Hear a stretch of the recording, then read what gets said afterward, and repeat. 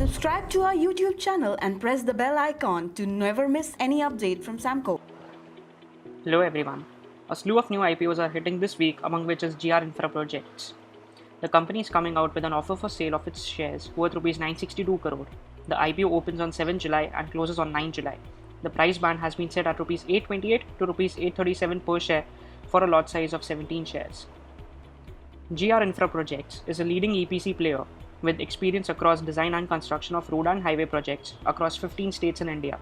The company has also recently diversified into railways as well.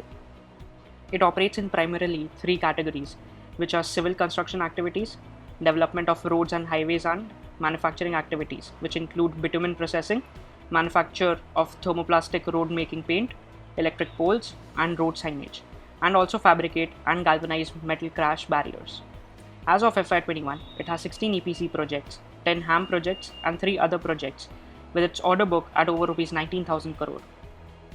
Moving on, over the past 3 years, the revenues have grown at 21.9% CAGR, while EPS has grown at 15% CAGR over this period.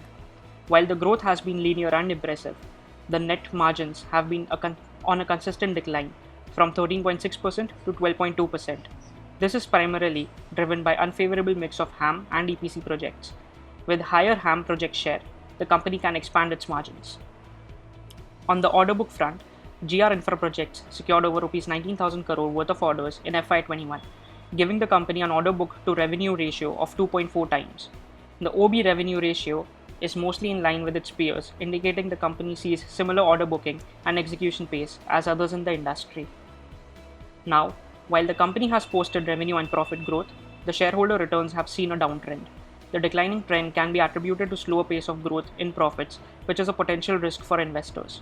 Yet, as of FY21, it has delivered the second highest ROE among peers at about 24%, pointing to the fact that it has managed to generate higher returns in the industry.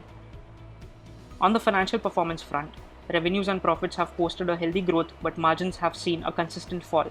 Also, the debt-equity ratio of the company has been on a steady rise. While the levels continue to remain manageable, the debt growth needs to be monitored. Even post-listing, the promoter and promoter group holdings will amount to 85% of the shareholding, giving them a dominant control over the company decisions and can be risky if minority shareholder interests don't align with them. The revenue and profit share of the projects bid by the company are determined by the government. The management has stated that they seek projects with IRR ranging between 15 to 20%. If the government does not offer such projects, the margins can take severe hits going ahead.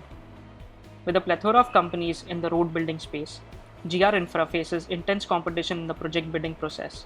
They have to ensure that they are the lowest cost bidder while maintaining their IRRs.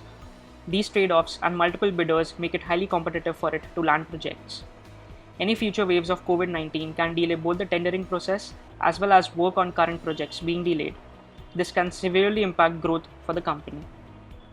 GR Infraprojects is listing at very attractive valuations, with its P/E ratio coming in at 8.5 times, which is less than half of the industry average, but its performance remains mostly in line with peers.